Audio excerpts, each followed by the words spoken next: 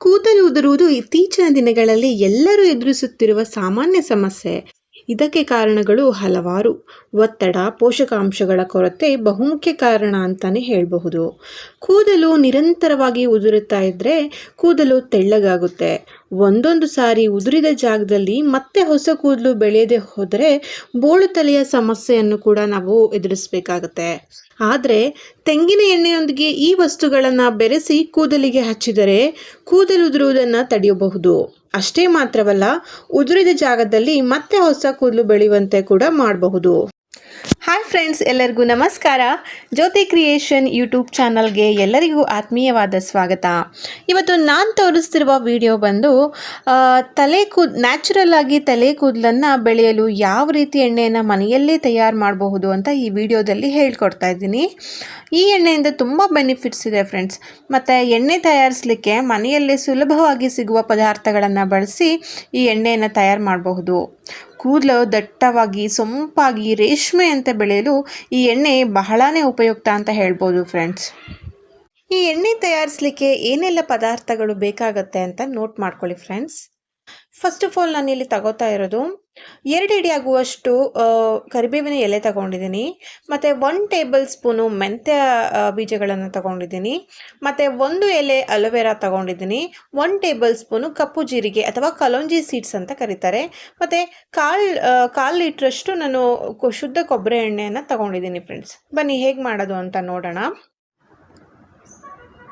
ಈ ಮೆಂತೆಕಾಳು ಮತ್ತು ಕಲೋಂಜಿ ಸೀಡ್ಸ್ನ ಸ್ವಲ್ಪ ಬಿಸಿ ಮಾಡ್ಕೊಳ್ಳೋಣ.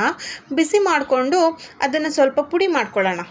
ತುಂಬ ನೈಸಾಗೂ ಅಲ್ಲ, ತೆರೆಯಾಗಿರುವಂತೆ ಪುಡಿ ಮಾಡ್ಕೊಳ್ಳೋಣ. ಅದನ್ನು ಪುಡಿ ಮಾಡಿಕೊಂಡು ಸೈಡಲ್ಲಿ ಇಟ್ಕೊಳ್ಳೋಣ. ಈ ಮೆಂತೆಕಾಳು ಮತ್ತು ಕಲೋಂಜಿ ಸೀಡ್ಸು ತುಂಬಾ ಯೂಸ್ ಆಗುತ್ತೆ ಫ್ರೆಂಡ್ಸ್. ಹೇರ್ ಫಾಲ್ನ ರೆಡ್ಯೂಸ್ ಮಾಡುತ್ತೆ. ಹೇರ್ ಬೆಳೆಯೋದಕ್ಕೆ, ಹೊಸ ಕೂದಲು ಬೆಳೆಯೋದಕ್ಕೆ ತುಂಬ ಯೂಸ್ ಆಗುತ್ತೆ ಈ ಮೆಂತೆಕಾಳು ಮತ್ತು ಕಲೋಂಜಿ ಸೀಡ್ಸ್. ಯಾವ ಥರ ಯೂಸ್ ಆಗುತ್ತೆ ಅಂತ ನಾನು ನಿಮಗೆ ಕೊನೆಯಲ್ಲಿ ಹೇಳ್ತೀನಿ, ಅದರ ಬೆನಿಫಿಟ್ಸ್ ಎಲ್ಲ ಹೇಳ್ತೀನಿ ಆಯಿತಾ. ಇವಾಗ ಸ್ಟವ್ ಆನ್ ಮಾಡಿಕೊಂಡು ಒಂದು ಪಾತ್ರೆ ಇಟ್ಕೊಳ್ಳೋಣ. ಸ್ವಲ್ಪ ಅದಕ್ಕೆ 1/4 ಲೀಟ್ರ್ ನಾವು ಏನು ಕೊಬ್ಬರಿ ಎಣ್ಣೆ ತೊಗೊಂಡಿದ್ವಲ್ಲ ಅದನ್ನು ಹಾಕ್ತಾಯಿದ್ದೀನಿ ನಾನು ಇವಾಗ. ಎಣ್ಣೆ ಸ್ವಲ್ಪ ಬಿಸಿ ಆಗಲಿ. ನಾನಿಲ್ಲಿ ತಗೊಂಡಿರೋದು ಶುದ್ಧ ಗಾಣದ ಎಣ್ಣೆ ಫ್ರೆಂಡ್ಸ್. ಯಾವುದೇ ಅಂಗಡಿಯಿಂದ ತಂದಂತಹ ಯಾವುದೇ ಕೊಬ್ಬರಿ ಎಣ್ಣೆಯನ್ನು ನಾನು ತಗೊಂಡಿಲ್ಲ.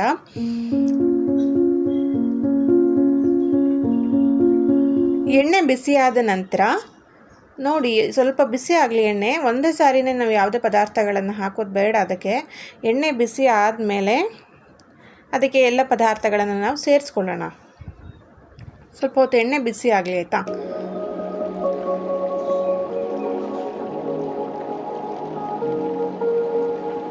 ಓಕೆ, ಇವಾಗ ಎಣ್ಣೆ ಬಿಸಿ ಆಗಿದೆ. ನಾನಿವಾಗ ಅದಕ್ಕೆ ನಾವು ಕುಟ್ಟಿ ಪುಡಿ ಮಾಡಿದ್ದಂತಹ ಕಲೋಂಜಿ ಸೀಡ್ಸ್ ಮತ್ತು ಮೆಂತೆ ಕಾಳುಗಳನ್ನು ನಾನು ಅದಕ್ಕೆ ಸೇರಿಸ್ತಾ ಇದ್ದೀನಿ.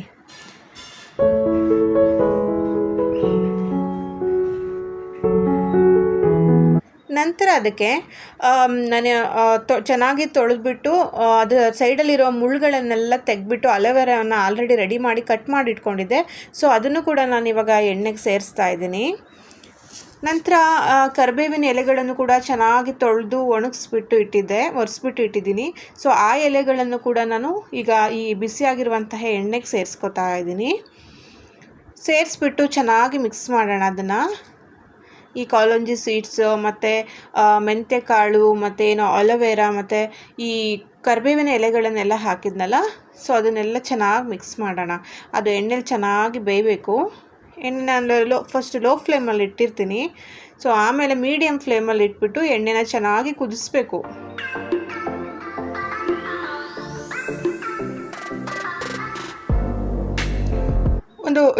ಒಂದು ಹಾಫ್ ಆನ್ ಅವರ್ ಆದರೂ ಎಣ್ಣೆ ಚೆನ್ನಾಗಿ ಕುದಿಬೇಕು ಫ್ರೆಂಡ್ಸ್. ಯಾಕಂದರೆ ಪದಾರ್ಥಗಳಲ್ಲಿರುವಂತಹ ಸತ್ವ ಎಲ್ಲ ಎಣ್ಣೆಯಲ್ಲಿ ಬಿಟ್ಕೋಬೇಕಲ್ವ. ಸೊ ಹಾಗಾಗಿ ಎಣ್ಣೆ ಚೆನ್ನಾಗಿ ಬೇಯಲಿ, ಚೆನ್ನಾಗಿ ಬಿಸಿ ಆಗಲಿ, ಅದು ಕುದೀಲಿ ಸ್ವಲ್ಪ. ಸೊ ಅದಾದಮೇಲೆ ನಾವು ಸ್ಟವ್ನ ಆಫ್ ಮಾಡೋಣ. ಸೊ ಇವಾಗ ಚೆನ್ನಾಗಿ ಕುದೀತಾ ಇದೆ ನೋಡಿ, ಎಣ್ಣೆ ಚೆನ್ನಾಗಿ ಕುದೀತಾ ಇದೆ. ಎಣ್ಣೆ ಕುದೀತಾ ಇರಲಿ. ನಾನು ಹೇಳಿದೆ ಅಲ್ವಾ ಇವಾಗ ಇದಕ್ಕೆ ಕಲೋಂಜಿ ಸೀಡ್ಸ್ನ ನಾನು ಯೂಸ್ ಮಾಡಿದ್ದೀನಿ ಅಂತ ಹೇಳಿದೆ.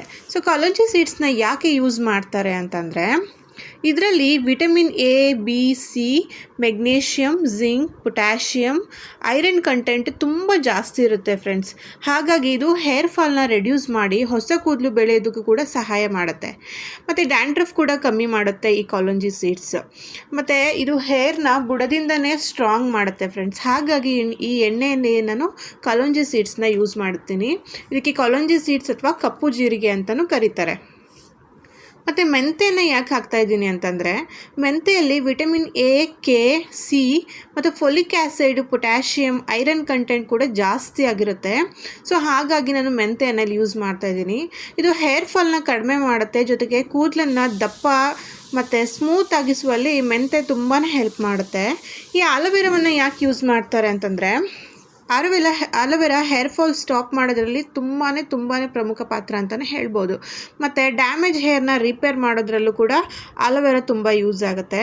ಹೊಸ ಹೇರ್ಗೂ ಕೂಡ ಇದು ತುಂಬಾ ಯೂಸ್ ಆಗುತ್ತೆ. ಸ್ಕ್ಯಾಲ್ಪ್ನ ಹೆಲ್ತಿಯಾಗಿಡುತ್ತೆ. ಮತ್ತು ಡ್ರೈ ಹೇರ್ ಸಮಸ್ಯೆ ಏನಾದರೂ ಇದ್ದರೆ ನಮಗೆ ಅದನ್ನು ಕೂಡ ಈ ಆಲೋವೆರಾ ಯೂಸ್ ಮಾಡೋದ್ರಿಂದ ನಮಗೆ ಡ್ರೈ ಹೇರ್ ಸಮಸ್ಯೆ ಕೂಡ ಕಡಿಮೆ ಆಗುತ್ತೆ ಫ್ರೆಂಡ್ಸ್. ಸೊ ಅದಕ್ಕೋಸ್ಕರ ನಾನು ಈ ಎಲ್ಲ ಇಂಗ್ರೀಡಿಯೆಂಟ್ಸ್ನ ಯೂಸ್ ಮಾಡ್ತಾ ಇರೋದು. ಸೊ ಇದು ಚೆನ್ನಾಗಿ ಇವಾಗ ಎಣ್ಣೆ ಚೆನ್ನಾಗಿ ಎಲ್ಲ ಬಿಸಿ ಆಗಿದೆ, ಕುದ್ದಿದೆ. ಸೊ ಆಲ್ಮೋಸ್ಟ್ ನೀವು ನೋಡ್ತಾ ಇರ್ಬೋದು, ಅದೆಲ್ಲ ಒಂಥರ ಫ್ರೈ ಆಗಿದೆ, ಕ್ರಿಸ್ಪಿ ಥರ ಆಗಿದೆ. ಎಲೆಗಳು ಮತ್ತು ಅದಕ್ಕೆ ಹಾಕಿರುವಂತಹ ಆಲೋವೆರಾ ಫುಲ್ ಕ್ರಿಸ್ಪಿ ಆಗಿದೆ. ಇವಾಗ ಆಫ್ ಮಾಡಿಕೊಂಡು ಸ್ಟವ್ ಆಫ್ ಮಾಡಿಬಿಟ್ಟು ಎಣ್ಣೆನ ತಣ್ಣಗಾಕಕ್ಕೆ ಬಿಡೋಣ. ಸೊ ತಣ್ಣಗಾದ್ಮೇಲೆ ಅದನ್ನು ಒಂದು ಪಾತ್ರೆಗೆ ಫಿಲ್ಟ್ರ್ ಮಾಡೋಣ ಫ್ರೆಂಡ್ಸ್. ಸೊ ನೋಡಿ, ನಾನು ಇವಾಗ ಎಣ್ಣೆ ತಣ್ಣಗಾಗಿರೋ ಎಣ್ಣೆನ ಒಂದು ಪಾತ್ರೆಗೆ ನಾನು ಫಿಲ್ಟ್ರ್ ಮಾಡಿ ಇಟ್ಕೋತಾ ಇದ್ದೀನಿ. ಸೊ ಎಣ್ಣೆ ಫುಲ್ ಚೆನ್ನಾಗಿ ಕುದ್ದಿದೆ ಅಲ್ವಾ, ಎಲ್ಲ ಕ್ರಿಸ್ಪಿ ಆಗಿದೆ. ಸೊ ಅದನ್ನು ನೋಡ್ತಾ ಇರ್ಬೋದು ನೀವು. ಇವಾಗ ನಾನು ಫಿಲ್ಟ್ರ್ ಮಾಡಿ ಇಟ್ಟಿದ್ದೀನಿ. ಸೊ ಇದು ಹೆಲ್ತಿ ಆಗಿರುವಂತಹ ತಲೆ ಕೂದಲಿಗೆ ಹಚ್ಚುವಂತಹ ಎಣ್ಣೆ ಇದು. ಈ ಎಣ್ಣೆ ಹಚ್ಚೋದ್ರಿಂದ ತುಂಬಾ ಹೇರ್ ಫಾಲ್ ಕಡಿಮೆ ಆಗುತ್ತೆ ಅಂತಲೇ ಹೇಳ್ಬೋದು. ತುಂಬ ಯೂಸ್ ಇದೆ. ಸೊ ಇವಾಗ ಅದನ್ನು ಒಂದು ಬಾಟಲ್ಗೆ ನಾನು ಟ್ರಾನ್ಸ್ಫರ್ ಮಾಡ್ಕೋತಾ ಇದ್ದೀನಿ. ನಿಮ್ಮ ಹತ್ರ ಯಾವುದೋ ಪ್ಲಾಸ್ಟಿಕ್ ಅಥವಾ ಗ್ಲಾಸ್ ಯಾವುದಾದ್ರೂ ಬಾಟಲ್ ಇರ್ಬೋದು. ಸೊ ನೀವು ಆ ಬಾಟಲ್ಗೆ ಹಾಕ್ಕೊಂಡು ಅದನ್ನು ಯೂಸ್ ಮಾಡ್ಬೋದು ಫ್ರೆಂಡ್ಸ್. ಪ್ರತಿದಿನ ಈ ಎಣ್ಣೆಯನ್ನು ನೀವು ತಲೆಗೆ ಹಚ್ಕೊಳ್ಳೋದ್ರಿಂದ ನಿಮ್ಮ ಹೇರ್ ಫಾಲ್ 100% ಕಡಿಮೆ ಆಗುತ್ತೆ. ಉದ್ದವಾದ ದಟ್ಟವಾದ ಕೂದಲನ್ನು ಕೂಡ ನೀವು ಪಡಿಬಹುದು. ಸೊ ನಿಮಗೆ ಡೈಲಿ ಹಚ್ಚೋಕ್ಕಾಗಿಲ್ಲ ಅಂದರೂ ಅಟ್ಲೀಸ್ಟ್ 2 ಡೇಸ್, ಇಲ್ಲ ನೀವು ಕೆಲ್ಸಕ್ಕೆ ಹೋಗೋರಾಗಿದ್ದರೆ ಮಾರ್ನಿಂಗ್ ಕೂಡ ಈ ಎಣ್ಣೆಯನ್ನು ಹಚ್ಬಿಟ್ಟು 2 ಅವರ್ ಆದಮೇಲೆ ಸ್ನಾನ ಮಾಡ್ಕೋಬೋದು ಫ್ರೆಂಡ್ಸ್. ನೋಡಿದ್ರಲ್ಲ, ಇವತ್ತಿನ ವಿಡಿಯೋ ನಿಮಗೆಲ್ಲ ಇಷ್ಟ ಆಗಿದೆ ಅಂತ ಭಾವಿಸ್ತಾ ಇದ್ದೀನಿ. ವಿಡಿಯೋ ಇಷ್ಟ ಆದರೆ ವಿಡಿಯೋಗೊಂದು ಲೈಕ್ ಕೊಡಿ. ನಿಮ್ಮ ಅನಿಸಿಕೆ ಅಭಿಪ್ರಾಯಗಳನ್ನು ನನಗೆ ಕಮೆಂಟ್ ಮೂಲಕ ನೀವು ತಿಳಿಸ್ಬೋದು. ದಯವಿಟ್ಟು ಈ ವಿಡಿಯೋ ಹೆಲ್ಪ್ಫುಲ್ ಅಂತ ಅನಿಸಿದ್ರೆ ನಿಮ್ಮ ಫ್ಯಾಮಿಲಿ ಫ್ರೆಂಡ್ಸ್ ಗ್ರೂಪ್ ಜೊತೆಗೆ ಶೇರ್ ಮಾಡಿ ಫ್ರೆಂಡ್ಸ್, ಸಪೋರ್ಟ್ ಮಾಡಿ. Thank you so much for watching. ಹೀಗೆ ನೆಕ್ಸ್ಟ್ ವಿಡಿಯೋ ಒಂದಿಗೆ ನಾನು ನಿಮ್ಮನ್ನು ಭೇಟಿ ಆಗ್ತೀನಿ. ಬಾಯ್.